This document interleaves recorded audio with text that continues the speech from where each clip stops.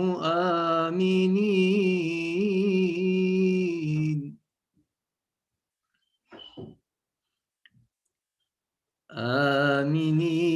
محلقين رؤوسكم ومقصرين لا تخافون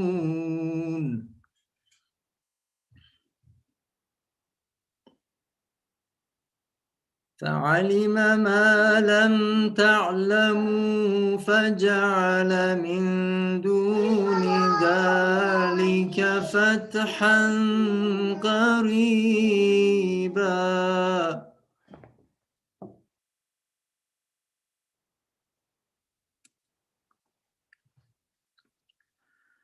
والذي أرسل رسوله بالهدى ودين الحق ليظهره على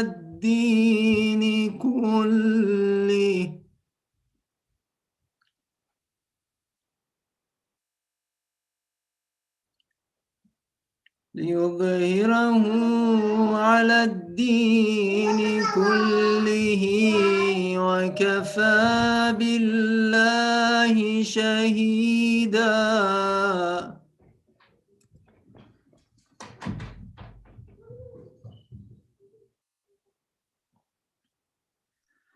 محمد رسول الله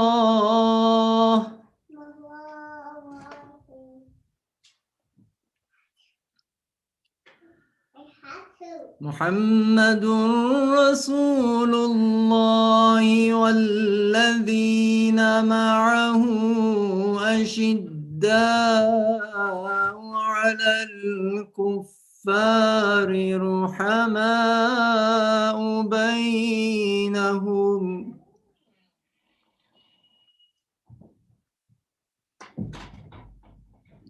تراهم ركعا سجدا يبتغون فضلا من الله ورضوانا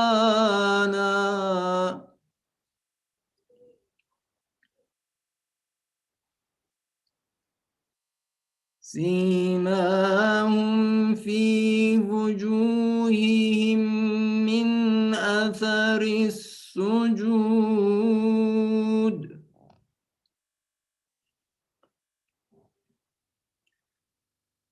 ذلك مثلهم في التوراة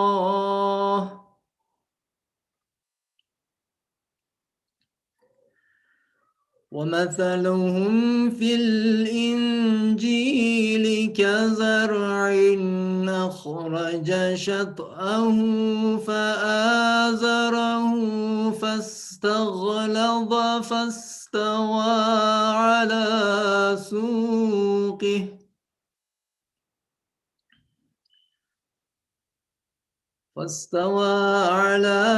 سوقه يعجب الزراع ليغيظ بهم الكفار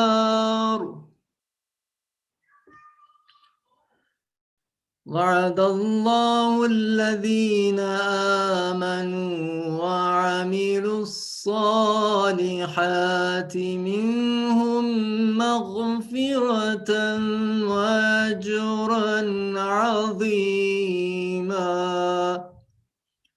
صدق الله العلي العظيم اللهم صل على محمد وآل محمد وعجل فرجهم. Before we begin, since it's a Thursday night, let us recite Surah Al-Fatiha for the souls of all the deceased believing men and believing women who have passed away, and particularly for the soul of Marhum Habib Mirza, son of Ashif Hussain Mirza. Bismillah.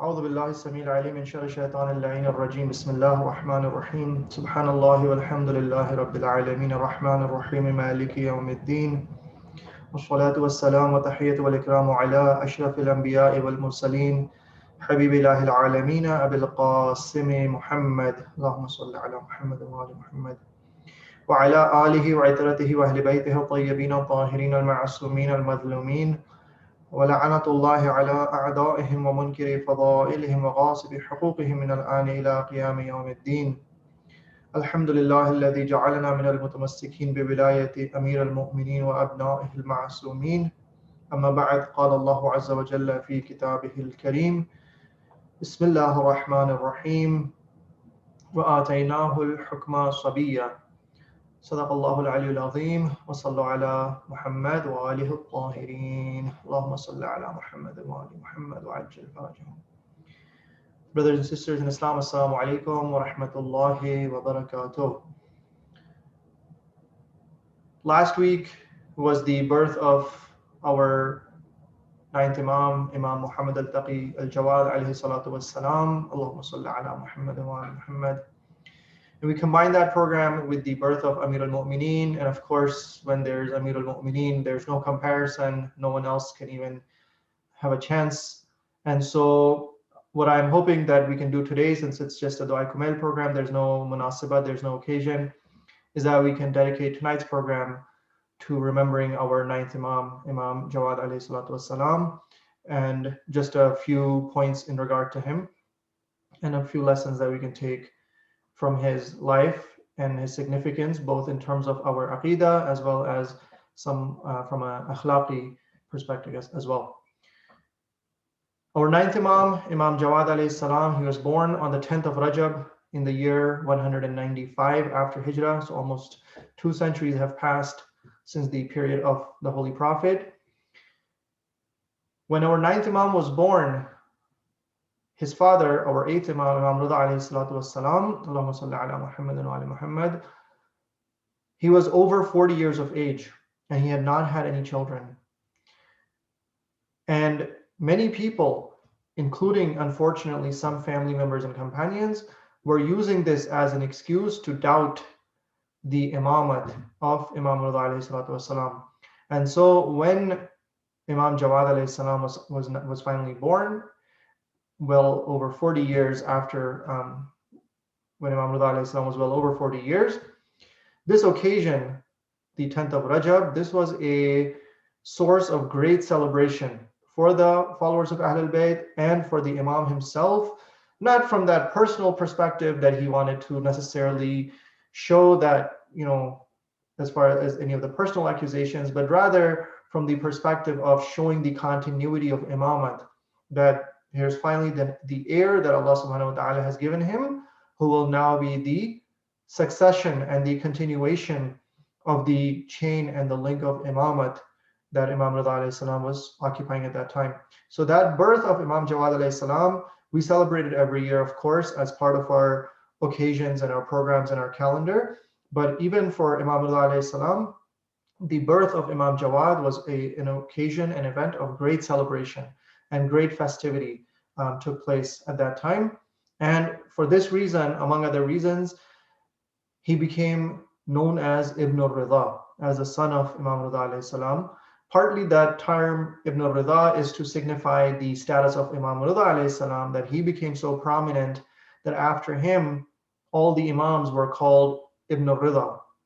Just like before him, all the Imams like Imam Baqir, Imam Sadiq, Imam Sajjad, they were all known as Ibn Rasulillah, as the son of the Messenger of God. But because Imam Rida alayhi salam had such a prominent position, especially from the political perspective when he was appointed as the Waliul Ahad, that all the Imams after him were known as Ibn al-Rida, as the sons of Rida. And so specifically in the context of Imam Jawad and the idea of the continuation of Imam Rida's lineage, that title Ibn al-Rida was also significant for this reason, to prove that Ali ibn Musa Rida alayhi salam did not die without an heir, but rather this idea of Ibn al-Rida and the continuity of Imam Rida alayhi salam's progeny was there. So he's known as Ibn al-Rida, as is Imam Hadi, as is Imam Askari alayhi salam. His mother was Lady Sabika al-Nubia, so Nubia from the Nubian tribe, which is in present-day southern Egypt. And so this lady is the mother of Imam Jawad alayhi salam. And so just like his father, whose mother was also partially, the Imam himself was partially African, but his mother was from Africa. But Imam Jawad alayhi salam, his mother was also from Africa as well, just like his mother and his grandmother and his great grandmother. We know that Ma'mun forced our 8th Imam alayhi salam to move to Marv, and when Imam Rida alayhi salam moved to Marv, Imam Jawad alayhi salam was only 4 years old at that time. So he really had no encounters with his father after the age of 4, because only 4 or 5 years later, Imam Rida alayhi salam was poisoned. So he becomes Imam, he assumes the responsibilities of Imamat at the age of 8 or 9, and this is the youngest person to have become an Imam to date, up until that point. All the other Imams before him were at least 30 years of age or older when they assumed the responsibility of Imamat. The only exception to that was Imam Kazim alayhi salam, who was 18 or 19. But even 18 or 19, he was an adult. Versus this is the first time that someone has ascended to the position of Imamat when he's only 8 or 9 years old. And he was also the youngest Imam to become Shaheed as well at the age of 25. So the youngest person up until then to become Imam. And of all the Imams who became, he was the youngest one to become Shaheed as well. And the significance of this, the age of Imam Jawad alayhi salam, is to underscore the concept, and this is where we tie it to our Aqidah, why it's important to remember Imam Jawad alayhi salam and his birth, is the idea that knowledge and wisdom, they come from Allah subhanahu wa ta'ala. It is not something that is acquired. If it were something that were acquired through a process of learning and schooling and education, then yes, we would all wonder that it took all your predecessors 18, 20, 25, 30 years of age to become Imams, yet you became Imam at the age of 8 or 9. How is this possible?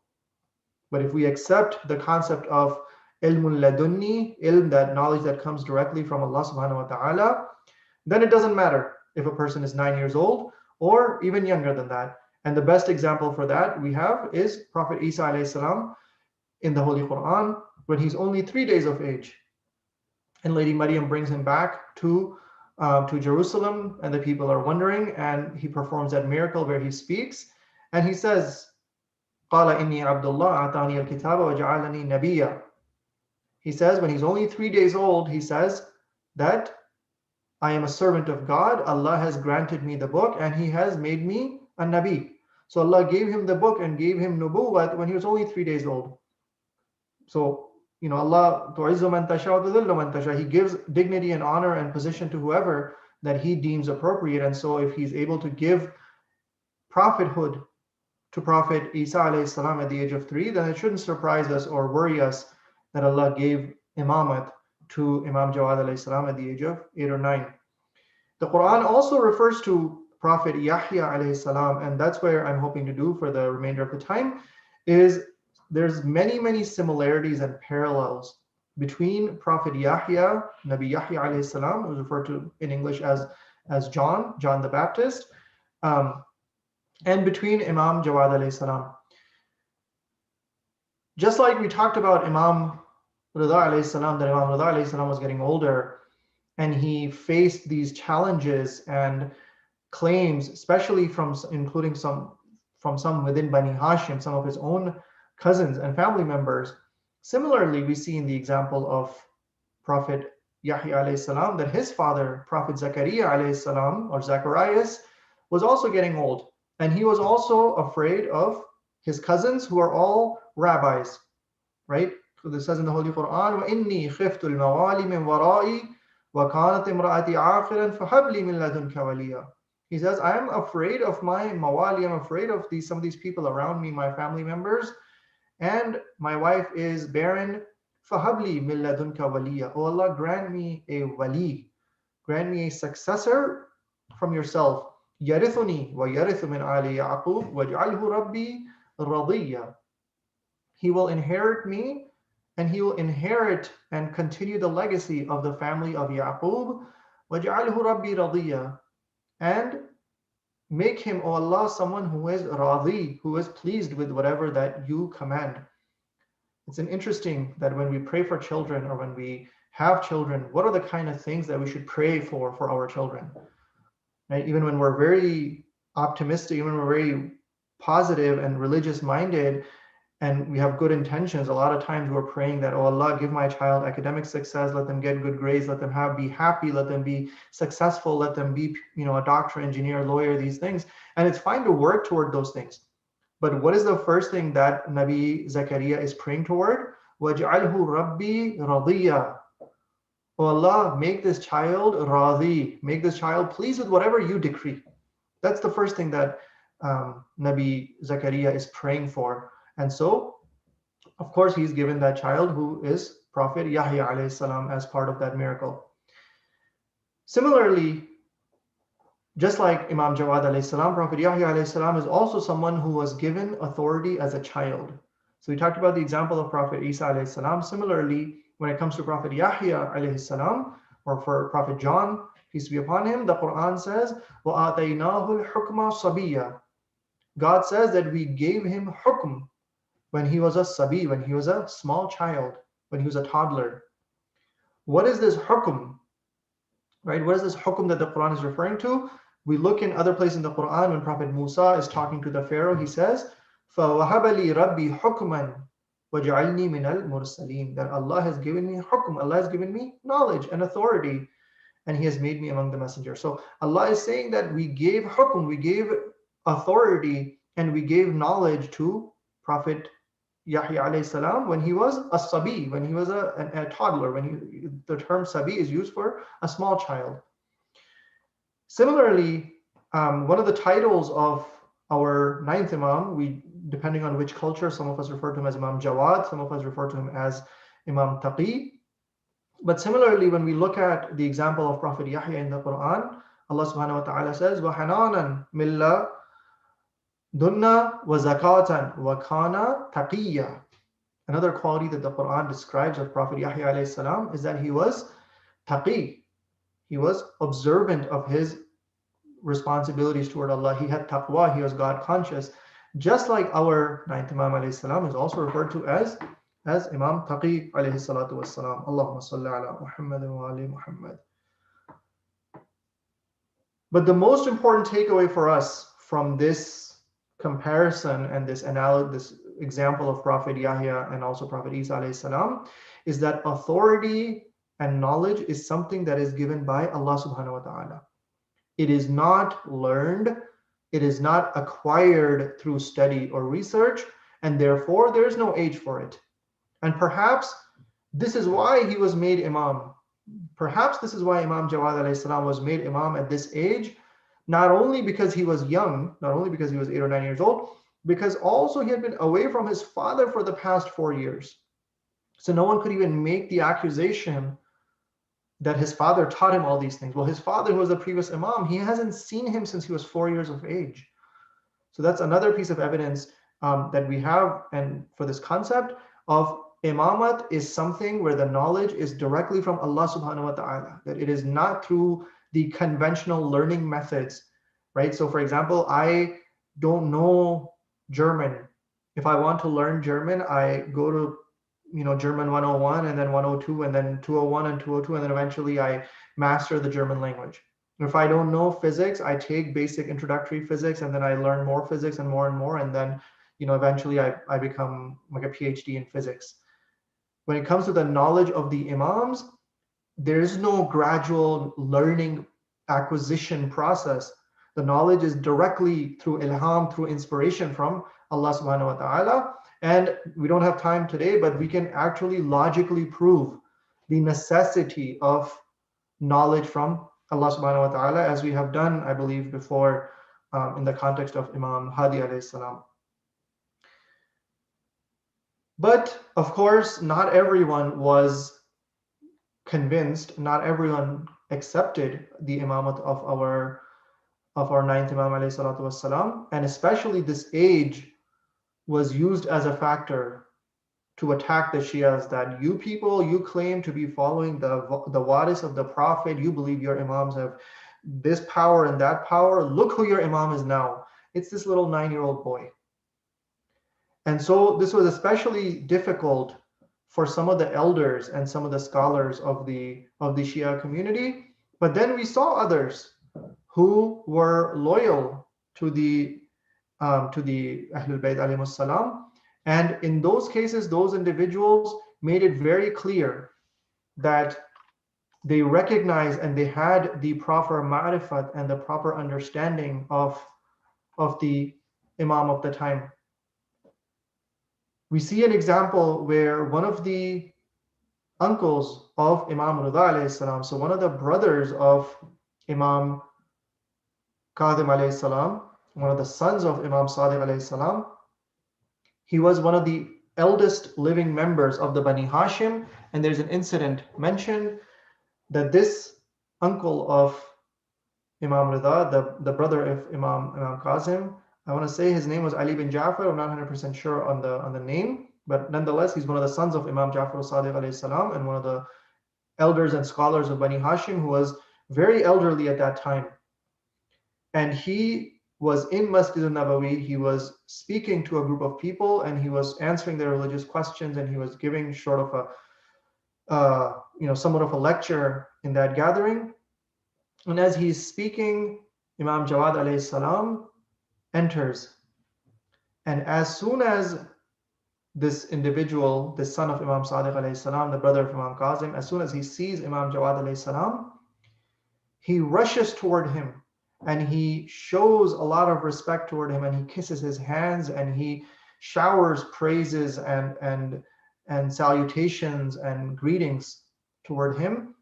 And Imam Jawad alayhi salam returns his salam, returns the greeting, and says to him, please go ahead and have a seat, because of course he's an elderly member of the family. And he responds by saying that, may my life be sacrificed for you, for as long as you are standing, how can I even dare to sit down here? And he continues to show a lot of respect and a lot of deference to Imam Jawad alayhi salam. And then after a while, when Imam Jawad alayhi salam leaves, and this brother of Imam Qasim, he goes back and resumes his seat and the small mimbar, or that gathering where he was speaking.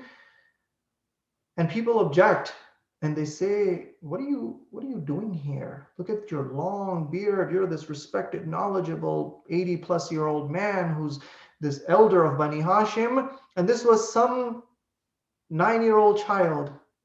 Why have you shown him? Why have you humiliated yourself and debased yourself in front of this child like this?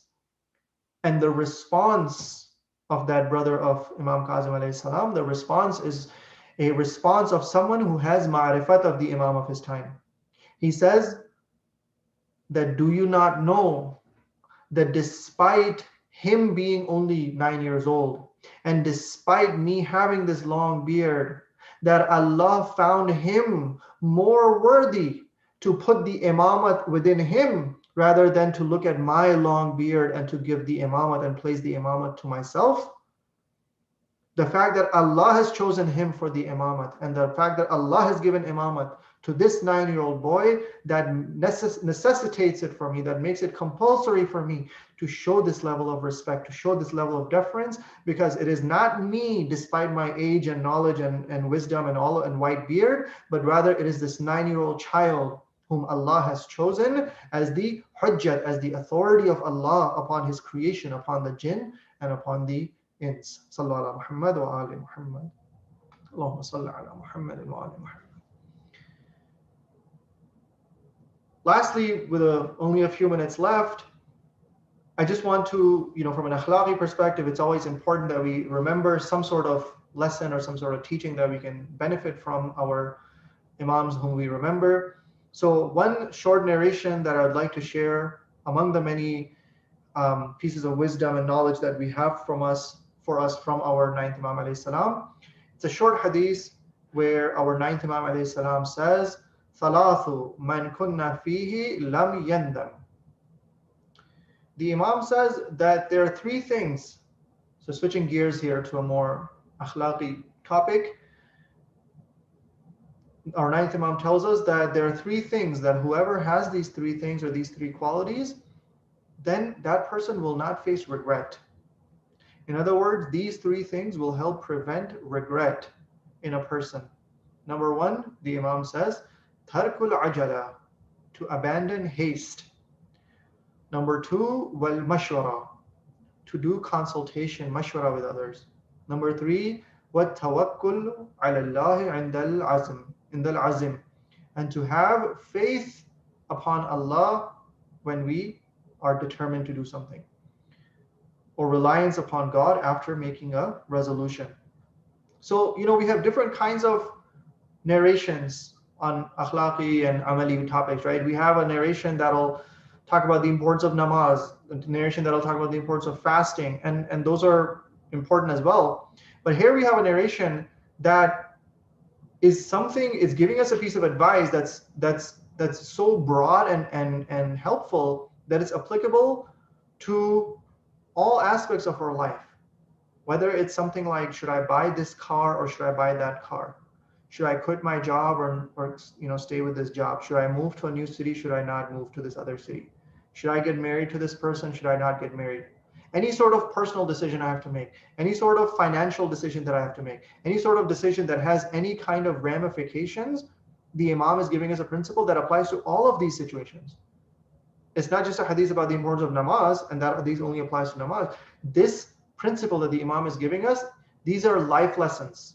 These are general principles that we can apply to all situations in our life, and that's the beauty of some of these ahadith of the Ahlul Bayt alayhi salam. So real quick, each of these points that the Imam mentions, the first thing that the Imam mentions to prevent regret in our lives, the first thing that we have to do when it comes to any decision is tarkul ajala, is to avoid haste. Don't rush into things. In Christianity, they have this concept in Western culture that haste is the work of the devil or the work of Satan, right? And we have actually have a hadith from the Prophet sallallahu alaihi wasallam, Allahumma salli ala Muhammadin wa ali Muhammad as well, where he says, al-anatu min Allah, that to take measured steps and to do deliberations, comes from Allah. Wal ajalatu min ash-shaytan, and ajala and haste, rushing, not thinking through things and just jumping to conclusions, jumping to decisions, jumping to action, this comes from shaitan. So it's similar to what we hear in Western culture as well. Right? And then another narration from our sixth Imam, wa ma'al ajala takunun nadama, that whenever you have ajala, whenever you have haste, whenever you rush into doing things, takunun nadama, there's going to be regret, there's going to be humiliation, there's going to be, I wish I hadn't done that kind of attitude. So we should think about this, in our daily lives, how often do we make rash decisions, right? Versus how often do we actually take time and think and consider all the pros and cons and the downstream consequences and the shari consequences and the ramifications on others and the benefits and the pros and cons of all of these things before we make those decisions. Unfortunately, many of us have this tendency where we'll just rush to make a decision, whether it's in our personal circumstances or even worse, in issues that impact my family, issues that might impact other community members, issues that might impact my coworkers, issues that might impact my employees, issues that might impact others around me. It becomes even more unfortunate in those situations. And so the narration is telling us very clearly that avoid ajala, avoid rushing, avoid quickly making snap decisions on the spot without thinking of the consequences, because that'll bring nadama, that'll bring embarrassment for you later. Of course, we have some exceptions to that, right? Amirul Mu'mineen alayhi salam says, "At-tu'adu mahmuda min kulli shay'in illa fi furs al-khair." Amirul Mu'mineen says that it's good to take your time and be slow and deliberate with everything, except when someone asks you for help, right? If a situation is where someone is asking for some help financially, don't delay that. Help that person right away. If there's a situation where there's a good deed to be performed, where there's an extra dua, extra namaz, extra prayer, then get it done right away, right? But even when it comes to good deeds, we have to qualify that statement, right? Yes, when it comes to doing a namaz, yes, do it right away on time. When it comes to giving charity, give it away right away on time. When it comes to doing a dua, doing ziyarah, doing extra prayers, immediately do it right away on time. But not, for example, when it comes to amr bil ma'ruf. Amr bil Ma'ruf again falls into this concept of tarkul ajala. We definitely don't want to rush to do Amr bil Ma'ruf before considering all the circumstances, considering all the prerequisites, considering all the factors that should be understood before we act on it. So even when it comes to doing good deeds, there's some like namaz and charity that yes, we should rush toward. But in general, even when it comes to a lot of our actions and our good deeds and mustahabat, even there we should avoid ajala, we should avoid haste. And for sure in our daily lives, in our practical lives, we should always be avoiding haste. So that's the first step that Imam Jawad alayhi salam gives us to avoid humiliation and avoid embarrassment. The second step that Imam Jawad is telling us is wal mashwara, is to seek counsel from others. Right? So if I have to make a decision in life, step number one, don't rush, take your time and deliberate and think. If you can't come to a conclusion, now the Imam says step number two, do mashwara. Do consultation with others. Ask for advice, especially from people who might have gone through the situation, who might be able to give advice because they already have a better understanding of this issue than I do. And unfortunately, there's a culture that's disappearing, because we all have this attitude of, I know everything. I don't need to ask anyone. I don't need anyone's advice. I know everything. And that's a very unfortunate and dangerous mindset to have. In the narrations, not only are we told to do mashwara, not only are we told to do consultation, but we have examples where the Prophet and the Imams, they did consultation even where they didn't need to. Right? Very good example that we're all familiar with, the Battle of Khandaq, where the Prophet asked for suggestions from his companions. What should we do? This massive army is approaching toward us. And Salman alayhi rahmah gives this suggestion that we should dig a trench around Medina. Okay, did the Prophet not know that idea? Did Salman know something about warfare, about knowledge? We just talked about this concept of God-given knowledge. Certainly the Prophet knew this bit better than Salman. But the Prophet wanted to impress upon us the importance of doing mashwara and importance of doing consultation. Just like when we've talked about many times about Lady Baneen and how that marriage happens, how Amirul Mu'mineen does mashwara with Aqil. Does Amirul Mu'mineen not know genealogy better than Aqil? Of course he does. But he wants to show us the importance of doing mashwara, because when you do that mashwara, then that has other benefits, because now Aqil got this idea seed planted in his mind that if Ali is going to have a son for Karbala, so there's benefits in multiple levels of doing mashwara. But many times we see examples of the Ma'asumeen who would do mashwara even though they had knowledge of everything that they needed, but it was as a learning opportunity, as a way to encourage this culture. And that's important, especially we've been told that with children, parents are recommended, especially when our children get to a certain age, when they're teenagers in that third stage of 777. So when they have completed the first 7 and the second 7, so between 14 to 21, one of the things that's recommended from the age of 14 to 21 is to do mashwara with our children, with our teenagers. Even when I don't need mashwara, I know what the right thing to do is, but give them the opportunity to give advice, ask for their opinion, right? Why? For a lot of different reasons, but to encourage this culture, and maybe they'll ask you for mashwara as well, right? When it comes to important decisions in their life, but also to help, this critical thinking process in their minds so that they are able to make more sound decisions when they get older. So step number 1, Imam Jawad alayhi salam tells us, is tarkul ajala, is to abandon haste. The second thing Imam Jawad alayhi salam tells us is to do mashwara, is to seek counsel from others. And then finally, after you have done azm, after you have made a decision, وَتَوَكُّلُوا عَلَى اللَّهِ عِنْدَ الْعَزْمِ. After you have made your decision, then have tawakkul and have reliance on Allah subhanahu wa ta'ala. And we can think about this in 2 ways. One way you have to think about this is that once you have made the decision, always remember to rely on Allah, right? I didn't rush. I did consultation. I followed the steps I'm supposed to do. I followed the process. So I tied my camel, but now I have to rely on Allah as well. I have to have tawakkul on Allah as well. That's the first reason. And then the second reason for that is also because if we followed the first 2 steps, if we took our time and were slow and deliberate, and we consulted others, then at-tawakkul inda Allah also means that don't doubt yourself. Don't have doubt that this is the right decision, because you followed the process and you came to the correct conclusion. So now rely on Allah subhanahu wa ta'ala that I followed the process, I've done my due diligence, I didn't rush, I took my time, I deliberated, I spoke with others, I made a sound, rational decision, and now I have faith that this was the right thing, and Allah subhanahu wa ta'ala will help me see it to fruition and that it will be of my benefit, inshallah. Of course, there's much more to be said here, but in the interest of time, inshallah, we will conclude. We pray to Allah subhanahu wa ta'ala. May Allah grant us the ability and the strength to follow in the footsteps of the Ahlul Bayt alayhi salatu wassalam.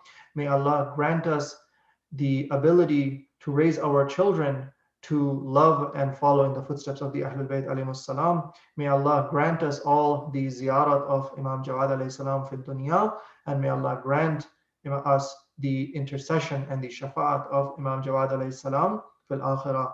Sallallahu alayka ya Aba Ja'far, ya Muhammad ibn Ali al-Jawad, ayyuha al-bab al-murad, ya ibn Rasulullah, ya hujjat Allah ala khalqih, ya sayyidana wa maulana.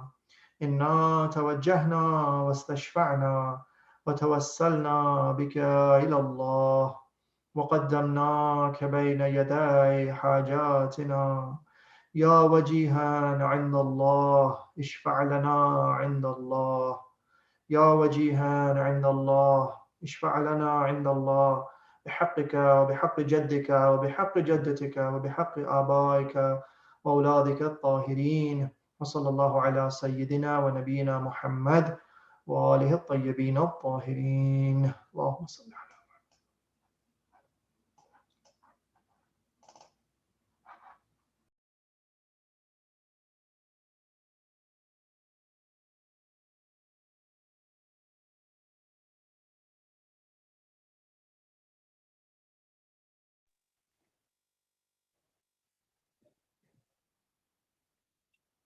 اللهم صل على محمد وآل محمد وعجل فرجهم.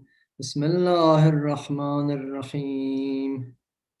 اللهم إني أسألك برحمتك التي وسعت كل شيء وبقوتك التي قهرت بها كل شيء وخضع لها كل شيء وذل لها كل شيء وبجبروتك التي غلبت بها كل شيء وبعزتك التي لا يقوم لها شيء وبعظمتك التي ملأت كل شيء وبسلطانك الذي على كل شيء وبوجهك الباقي بعد فناء كل شيء وبأسمائك التي ملأت أركان كل شيء وبعلمك الذي أحاط بكل شيء وبنور وجهك الذي أضاء له كل شيء يا نور يا قدوس يا أول الأولين ويا آخر الآخرين. اللهم اغفر لي الذنوب التي تهتك العصام. اللهم اغفر لي الذنوب التي تنزل النقام. اللهم اغفر لي الذنوب التي تغير النعم. اللهم اغفر لي الذنوب التي تحبس الدعاء. اللهم اغفر لي الذنوب التي تنزل البلاء. اللهم اغفر لي كل ذنب أذنبته وكل خطيئة أخطأتها. اللهم إني أتقرب إليك بذكرك وأستشفع بك إلى نفسك أسألك بجودك أن تدنيني من قربك وأن توزعني شكرك وأن تلهمني ذكرك. اللهم إني أسألك سؤال خاضع متذلل خاشع أن تسامحني وترحمني وتجعلني بقسمك راضيا قانعا في جميع الأحوال متواضعا. اللهم وأسألك سؤال من اشتدت فاقته فأنزل بك عند الشدائد حاجته لعظم فيما عندك رغبته. اللهم عظم سلطانك وعلى مكانك وخفي مكرك وظهر أمرك وغلب قهرك وجرت قدرتك ولا يمكن الفرار من حكومتك. اللهم لا أجد لذنوبي غافرا ولا لقبائحي ساترا ولا لشيء من عملي القبيح بالحسن مبدلا غيرك. لا إله إلا أنت سبحانك وبحمدك ظلمت نفسي وتجرأت بجهلي وسكنت إلى قديم ذكرك لي ومنك علي. اللهم مولاي كم من قبيح سترته وكم من فادح من البلاء أقلته وكم من عثار وقيته وكم من مكروه دفعته وكم من ثناء جميل لست أهلا له نشرته. اللهم أعظم بلائي وأفرط بي سوء حالي وقصرت بي أعمالي وقعدت بي أغلالي وحبسني عن نفعي بعد أملي وخدعتني الدنيا بغرورها ونفسي بجنايتها ومثالي. يا سيدي فأسألك بعزتك أن لا يحجب عنك دعائي سوء عملي وفعالي ولا تفضحني بخفي ما اطلعت عليه من سري ولا تعاجلني بالعقوبة على ما عملته في خلواتي من سوء فعلي وإساءتي ودوام تفريطي وجهالتي وكثرة شهواتي وغفلتي. وكن اللهم بعزتك لي في كل الأحوال رؤوفا وعلي في جميع الأمور عطوفا. إلهي وربي من لي غيرك أسأله كشف ضري والنظر في أمري. إلهي ومولاي أجريت علي حكما اتبعت فيه هوى نفسي ولم أحترس فيه من تزيين عدوي فغرني بما أهوى وأسعده على ذلك القضاء فتجاوزت بما جرى علي من ذلك بعد حدودك وخالفت بعد أوامرك فلك الحمد علي في جميع ذلك فلا حجة لي فيما جرى علي فيه قضاؤك وألزمني حكمك وبلاؤك. وقد أتيتك يا إلهي بعد تقصيري وإسرافي على نفسي معتذرا نادما منكسرا مستقيلا مستغفرا منيبا مقرا مذعنا معترفا لا أجد مفرا مما كان مني ولا مفزعا أتوجه إليه في أمري غير قبولك عذري وإدخالك إياي في سعة رحمتك. اللهم فاقبل عذري وارحم شدة ضري وفكني من شد وثاقي. يا رب ارحم ضعف بدني. يا رب ارحم ضعف بدني. يا رب ارحم ضعف بدني. يا رب ارحم ضعف بدني ورقة جلدي ودقة عظمي، يا من بدأ خلقي وذكري وتربيتي وبري وتغذيتي، هبني لابتداء كرمك وسالف برك بي. يا إلهي وسيدي وربي، أتراك معذبي بنارك بعد توحيدك، وبعد ما انطوى عليه قلبي من معرفتك، ولهج به لساني من ذكرك، واعتقده ضميري من حبك، وبعد صدق اعترافي ودعائي خاضعا لربوبيتك. هيهات أنت أكرم من أن تضيع من ربيت، أو تبعد من أدنيت، أو تشرد من آويت، أو تسلم إلى البلاء من كفيته ورحمت.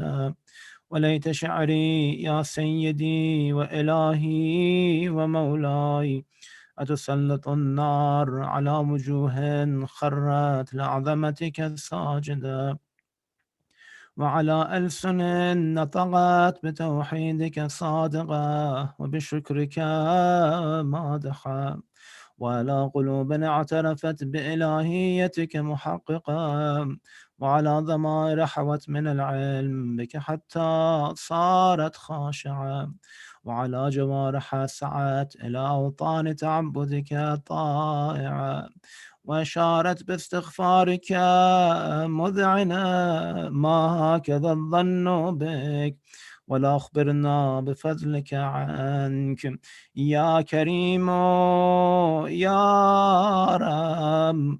وأنت تعلم ضعفي عن قليل من بلاء الدنيا وعقوباتها، وما يجري فيها من المكاره على أهلها، على أن ذلك بلاء ومكروه قليل مكثوه يسير بقاؤه قصير مدته، فكيف احتمالي لبلاء الآخرة وجليل وقوع المكاره فيها، وهو بلاء تطول مدته ويدوم مقامه ولا يخفف عن أهله، لأنه لا يكون إلا عن غضبك وانتقامك وسخطك، وهذا ما لا تقوم له السماوات والأرض يا سيدي.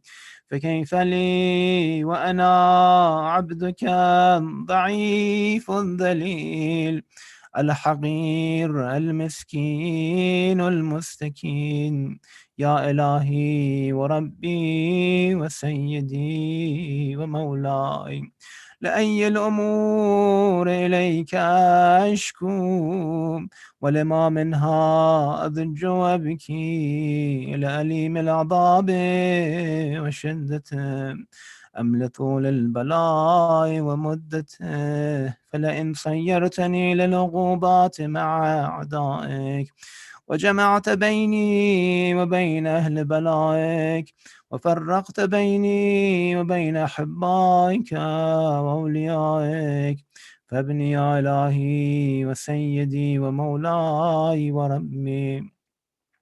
صبرت على عذابك، فكيف أصبر على فراقك؟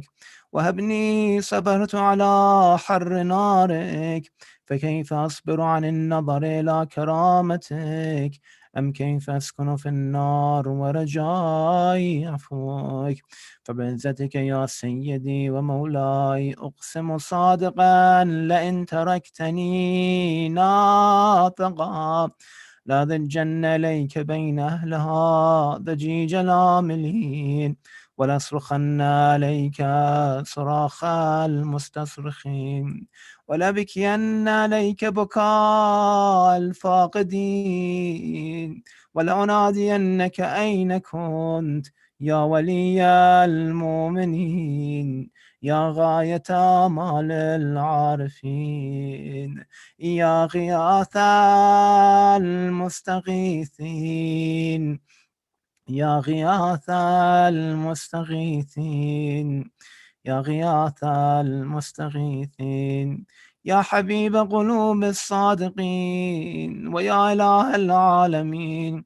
أفتراك سبحانك يا إلهي وبحمدك تسمع فيها صوت عبد مسلم سجن فيها بمخالفته، وذاق طعم عذابها بمعصيته، وحبس بين أطباقها بجرمه وجريرته، وهو يضج إليك ضجيج مؤمل لرحمتك، ويناديك بلسانه لتوحيدك، ويتوسل إليك بربوبيتك يا مولاي. فكيف يبقى في العظام وهو يرجو ما سلف من حلمك؟ أم كيف تؤلمه النار وهو يأمل فضلك ورحمتك؟ أم كيف يحرقه لهيبها وأنت تسمع صوته وترى مكانه؟ أم كيف يشتمل عليه زفيرها وأنت تعلم ضعفه؟ أم كيف يتغلغل بين أطباقها وأنت تعلم صدقه؟ أم كيف تزجره زبانيتها وهو يناديك يا رب؟ أم كيف يرجو فضلك في عتقه منها فتتركه فيها؟ هيهات ما ذلك الظن بك، ولا المعروف من فضلك، ولا مشبه لما عاملت به الموحدين من برك وإحسانك. فباليقين أقطع لولا ما حكمت به من تعذيب جاحديك، وقضيت به من إخلاد معانديك، لجعلت النار كلها بردا وسلاما، وما كان لأحد فيها مقرا ولا مقاما. لكنك تقدست أسماؤك، أقسمت أن تملأها من الكافرين من الجنة والناس أجمعين، وأن تخلد فيها المعاندين. وأنت جل ثناؤك قلت مبتدعا وتطولت بالإنعام متكرما، أفمن كان مؤمنا كمن كان فاسقا لا يستوون. إلهي وسيدي، فاسألك بالقدرة التي قدرتها، بالقضية التي حتمتها وحكمتها، وغلبت من عليه أجريتها، أن تهب لي في هذه الليلة وفي هذه الساعة كل جرم أجرمته، وكل ذنب أذنبته، وكل قبيح أسررته، وكل جهل عملته، كتمته أو أعلنته، أخفيته أو أظهرته، وكل سيئة أمرت بإثباتها الكرام الكاتبين الذين وكلتهم بحفظ ما يكون مني، وجعلتهم شهودا علي مع جوارحي، وكنت أنت الرقيب علي من ورائهم والشاهد لما خفي عنهم، وبرحمتك أخفيته وبفضلك سترته، وأن توفر حظي من كل خير أنزلته، أو إحسان فضلته، أو بر نشرته، أو رزق بسطته، أو ذنب تغفره، أو خطأ تستره. يا ربي يا ربي يا رب، يا ربي يا ربي يا رب، يا ربي يا ربي يا رب.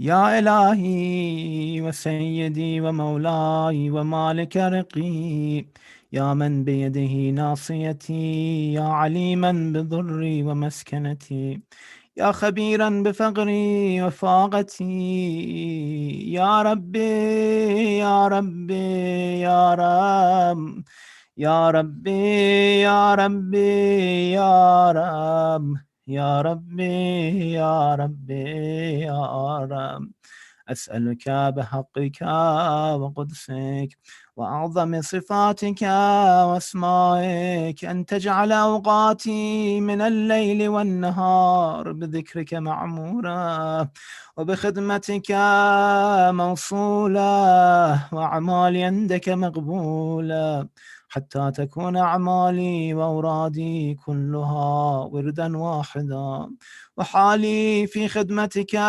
سرمدا يا سيدي، يا من عليه معولي، يا من إليه شكوت أحوالي، يا ربي يا ربي يا رب، قو على خدمتك جوارحي واشدد على العزيمة جوانحي، وهب لي الجد في خشيتك والدوام في الاتصال بخدمتك، حتى أسرح عليك في ميادين السابقين وأسرع عليك في البارزين، واشتاق إلى قربك في المشتاقين، وادنو منك دنو المخلصين، وخافك مخافة الموقنين، واجتمع في جوارك مع المؤمنين. اللهم ومن أرادني بسوء فأرده، ومن كادني فكاده، واجعلني من أحسن عبيدك نصيبا عندك، وأقربهم منزلة منك، وأخصهم زلفة لديك، فإنه لا ينال ذلك إلا بفضلك، وجد لي بجودك، وعطف علي بمجدك، واحفظني برحمتك، واجعل لساني بذكرك لهجا، وقلبي بحبك متيما، ومن علي بحسن إجابتك، وأقلني عثرتي، واغفر زلتي، فإنك قضيت على عبادك بعبادتك، وأمرتهم بدعائك، وضمنت لهم الإجابة، فإليك يا ربي نصبت وجهي، وإليك يا ربي مددت يدي، فبعزتك استجب لي دعائي وبلغني مناي، ولا تقطع من فضلك رجائي، واكفني شر الجن والإنس من أعدائي، يا سريع الرضا، يا سريع الرضا، يا سريع الرضا، اغفر لمن لا يملك إلا الدعاء، فإنك فعال لما تشاء، يا من اسمه دواء، وذكره شفاء، وطاعته غنى، ارحم من رأس ماله الرجاء، وسلاحه البكاء، يا سابغ النعم، يا دافع النقم، يا نور المستوحشين في الظلام، يا عالما لا يعلم، صل على محمد وآل محمد، وفعل بما أنت أهله، وصلى الله على رسوله والأئمة الميامين من آله وسلم تسليما كثيرا كثيرا.